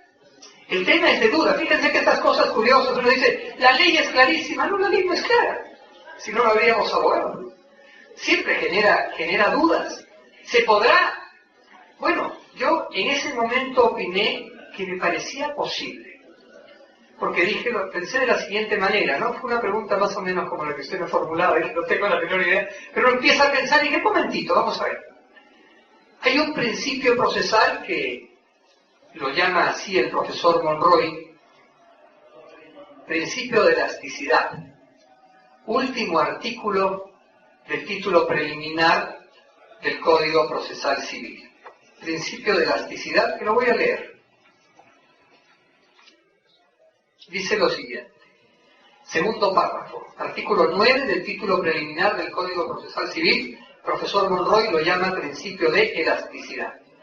Las formalidades previstas en este código son imperativas.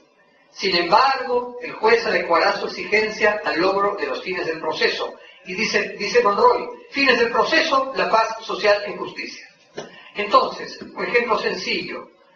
El Código Procesal Civil dice, actos procesales de las partes. Los escritos deben respetar un margen de 3 centímetros a la izquierda, 3 centímetros a la derecha, 3 arriba y 3 abajo. Y si no me da la gana y yo hago un escrito de 1 centímetro a cada lado, me van a declarar improcedente la demanda. Creo que es un despropósito, ¿no? Porque los fines del proceso, entre otros, es la paz social en justicia. Muy bien, está bien. Bueno, entonces, sobre esa base, en esa línea de pensamiento podríamos decir, bueno, no presentó la excepción por escrito en la contestación que presentó en la audiencia de conciliación y la presenta en la audiencia de juzgamiento. ¿Se puede o no? Bueno, yo en ese momento contestaba a este buen amigo y dije, me parece que sobre la base del principio de elasticidad, por un lado, y la idea de la oralidad que orienta, hemos dicho al comienzo de esta exposición, el nuevo proceso laboral, no veo dificultad para que oralmente en la audiencia de juzgamiento pueda formular la excepción.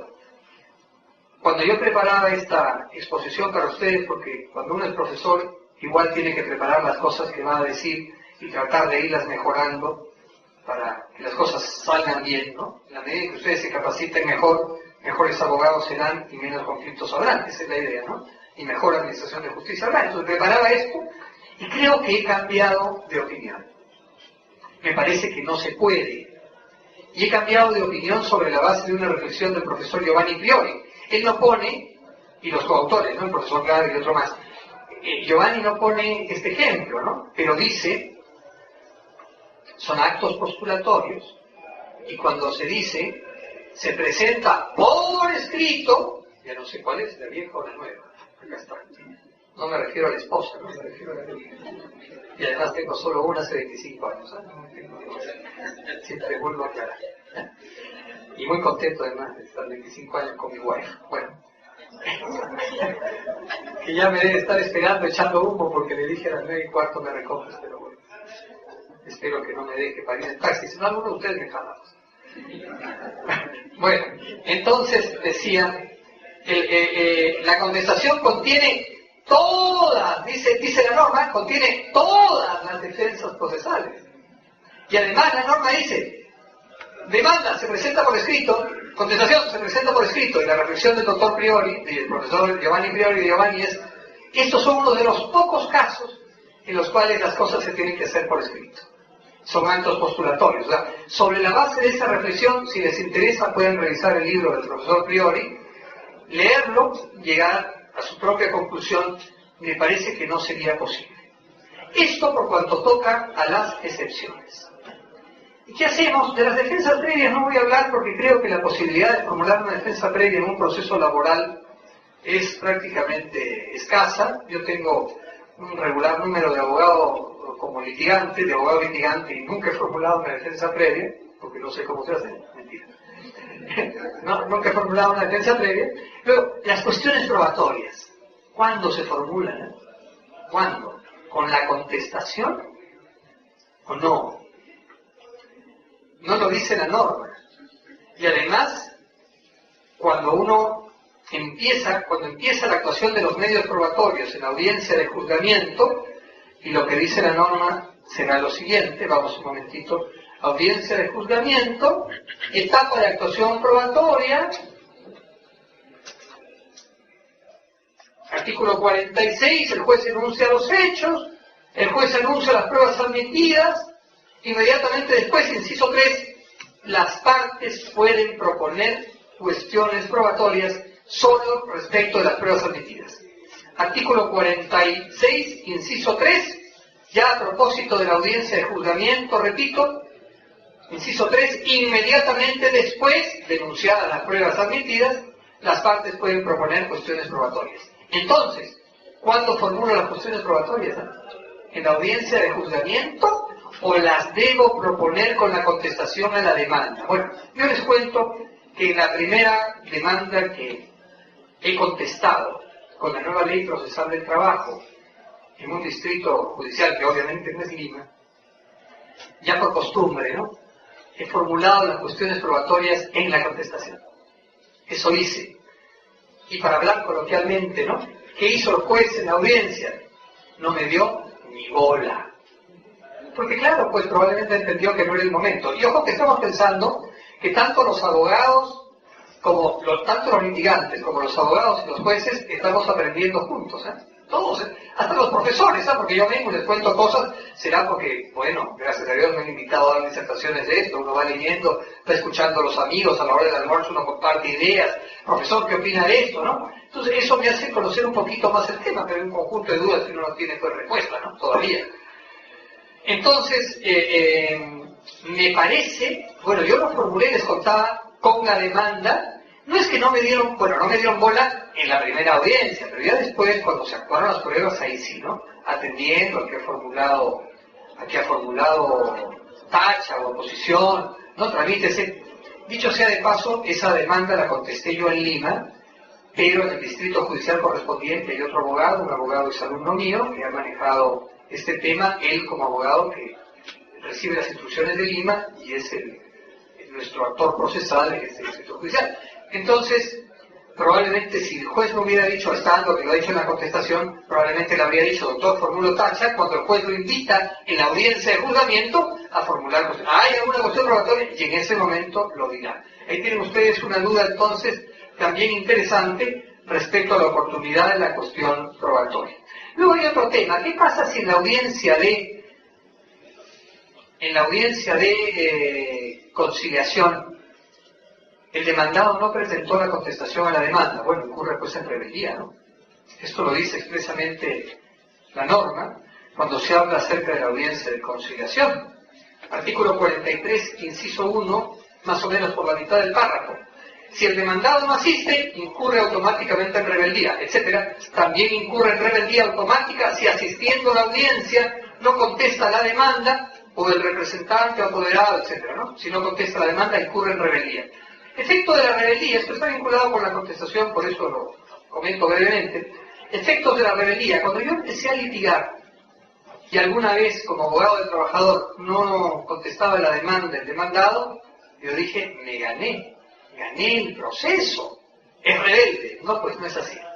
Porque el estado de rebeldía del demandado no exonera al juez de analizar si el demandante tiene razón y de evaluar las pruebas, ¿no? Entonces, el estado de rebeldía, claro que le da a uno, como abogado del demandante, como demandante, una mejor posición procesal, está mejor parado, ¿no? Pero no es garantía respecto a que uno va a ganar inexorablemente ese juicio. Luego, en la contestación a la demanda se deben contradecir expresamente todos aquellos puntos que el demandado quiere contradecir. Y se entiende que quien no contradice está aceptando, por mandato expreso de la norma, ¿no?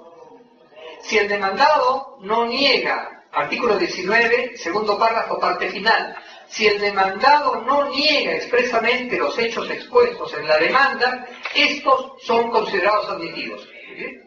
Así de fácil. En un proceso con la nueva ley, yo no contradije el tema utilidades. Y el juez se ha despachado con ganas y en la sentencia que ya salió le ha concedido utilidades al trabajador. Oye, un momentito, revisa las declaraciones juradas del impuesto a la renta que sí presenté. Y ahí se ve que no hay utilidades. Entonces tampoco se puede ser tan mecánico para decir, como no contradijo expresamente, tiene que ver, se está presentando, yo no recuerdo cómo contesté, pero están ahí las declaraciones juradas del impuesto a la renta. Ustedes quizás recuerdan, las declaraciones contienen el balance y el estado de ganancias y pérdidas de la empresa declarante. Entonces creo que hay un exceso, no se puede ser tan mecánico.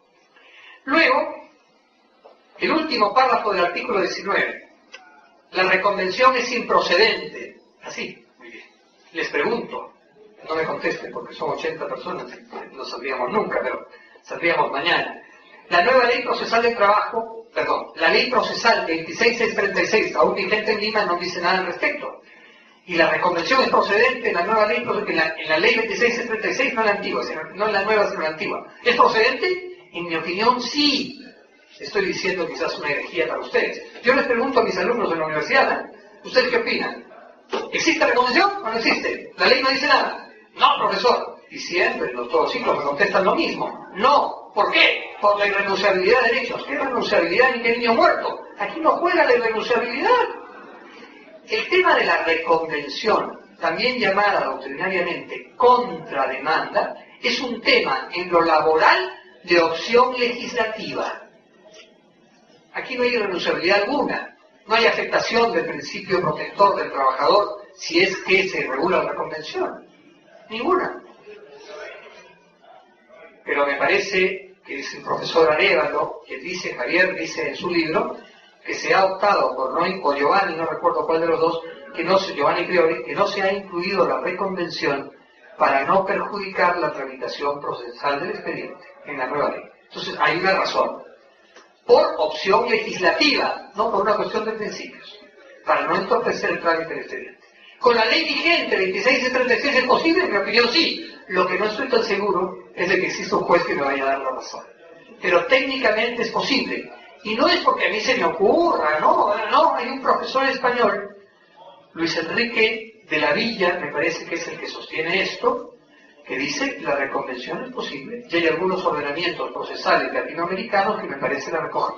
¿Ya? Pero bueno, en el ordenamiento nuevo procesal laboral en el Perú no es posible la reconvención. Y luego hay un último caso, un caso especial de procedencia que tiene vinculación con lo que preguntó la doctora a propósito de los temas administrativos. En el caso de pretensiones referidas a la prestación personal de servicios de naturaleza laboral o administrativa de derecho público, entra aquí el tema CAS, ¿no es cierto? ¿Saben ustedes qué es el CAS? ¿Sí? ¿Qué es?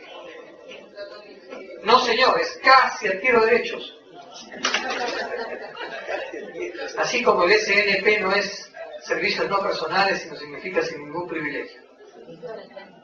Y AFP significa aquí falta plata. Y ONP significa oficina que nunca paga. En fin, nadie se libra. Nadie se libra. Bueno, volvemos al punto. Aquí encaja el tema de contratación CAS, contratación administrativa de servicios. En el caso de pretensiones referidas a la prestación personal de servicios de naturaleza laboral o administrativa de derecho público, no es exigible el agotamiento de la vía administrativa establecida según la legislación general del procedimiento administrativo, salvo que en el correspondiente régimen se haya establecido un procedimiento previo ante un órgano o tribunal específico, caso del cual debe recurrirse ante ellos antes de acudir al proceso contencioso administrativo. Y me parece que este es el caso específico de las reglas que regulan el Tribunal de Servicio Civil Servir. Entonces, una recomendación, yo no he estudiado con detalle el tema de las reglas de servir, pero sí les doy una recomendación como abogado amigo. Cuando ustedes tengan un tema como abogados del trabajador, que es de derecho administrativo, derecho laboral, pero un régimen que hay una entidad del Estado, cuyos trabajadores no se regulan por el régimen laboral de la actividad privada, revisen primero las normas de servir. No vaya a ser que ustedes se lanzan a litigar con la nueva ley procesal del trabajo y están perjudicando a su cliente, porque debieron ir primero a votar la vía administrativa. Muy bien, queridos amigos, yo calculé hasta las 9:30 en punto porque he llegado tarde. Son las 9:30 en punto, les agradezco su paciencia, su atención. No suelo ser malgeniado, así que cuando he dicho lo del celular es porque creo que no es tema mínimo, pero no suelo ser malgeniado, tengo, creo yo, bastante buen carácter, aunque mi mujer y mis hijos opinan lo contrario. Me ha encantado estar con ustedes, me ha gustado mucho preparar la exposición para poderla hacer con ustedes. Nos estamos viendo pronto, ojalá.